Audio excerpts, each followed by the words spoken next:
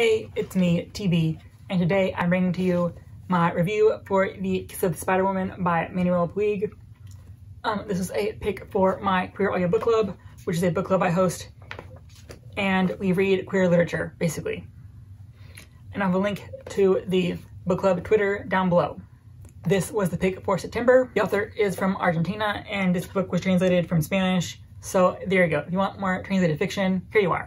So first things first, this book is written entirely in dialogue. So every one of these dashes on the side is someone else talking. However, most of the book is just told from two people, and that is Molina and Valentin, and they are both in prison. So they kind of like alternate who's talking. Usually, you know, it sounds pretty hard to like keep track of, but it wasn't as hard as I was expecting. So that's pretty good. It's basically just them talking as they get to know each other. Molina is a gay window dresser who is self-centered, self-denigrating, yet charming, while Valentin is an articulate, fiercely dogmatic revolutionary, haunted by memories of a woman he left for the cause.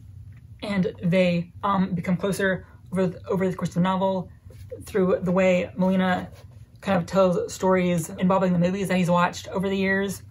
So essentially, he will retell a movie and kind of just like explain it to Valentin, like the whole plot of it. I know it sounds very like weird for a novel to do, but obviously it's to kind of like help keep the pace of the novel, because we do kind of like sit and just have them talking without being close at first. So there's like a lot to learn about either of them because they aren't opening up. So the movies kind of like help give us like some like mini plot that has like a rising action, a climax, and falling action to kind of like keep us involved in the book. That makes sense. So there are like 6 movies kind of like told throughout the novel, so it isn't like a major part of it. It is like a major part, but it isn't like the majority of the novel, I would say. Like most of the novel really is just them kind of like talking and getting to know each other while they are stuck in prison together. So even like a review on the back says, it is his mastery of plot, counterplot, the characters scheming his own that lifts Puig into the circle of his peers. They're talking about Borges and Garcia Marquez. There's that. And on the front it says, it is extremely moving. Puig weaves his own shimmering web around a classic theme. So there you go. So straight up, obviously this like review will be shorter than usual, just because there isn't like a lot to talk about, because it is heavily focused on the character interaction, like, and how they kind of like talk and get to know each other. So on that front, I will say that they do feel like fully fleshed out characters, because they are like our main focus throughout the novel. This novel does kind of get into this book does get into a stream of consciousness towards the end for reasons that make sense when you get there. So if you want like kind of like I wouldn't call this like starter stream of consciousness, but it is like kind of like a drop of it if you want to kind of get like a taste of it, I guess.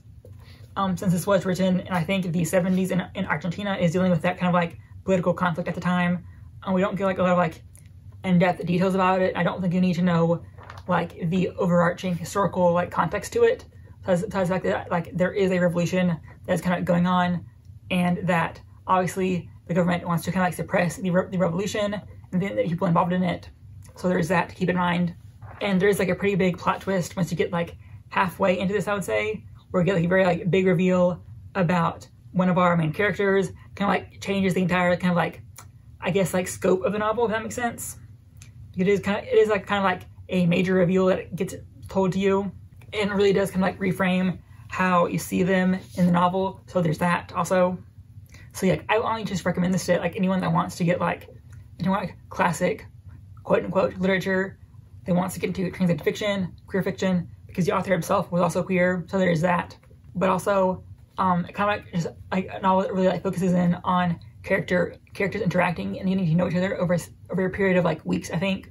Like a novel really is like truly focused on just them kind of like talking and becoming closer, because like that is like all there is to do inside of this like prison cell. And obviously they do like leave the cell, you know, but like the novel never like follows them. Like we are truly inside their cell for like the entire novel, basically. Which I know sounds pretty boring, but in actuality it does like really work somehow. I have no idea how, but I think that's just like a testament to how good the author is at telling a story that you're kind of in like the same space for like throughout the entire novel, and it just kind of like works, you know. So yeah, I think that's all I have to say about this, which is like not a lot, but like really, I mean, they're the characters, they're in a prison cell together, they talk and kind of like get each of their backstories.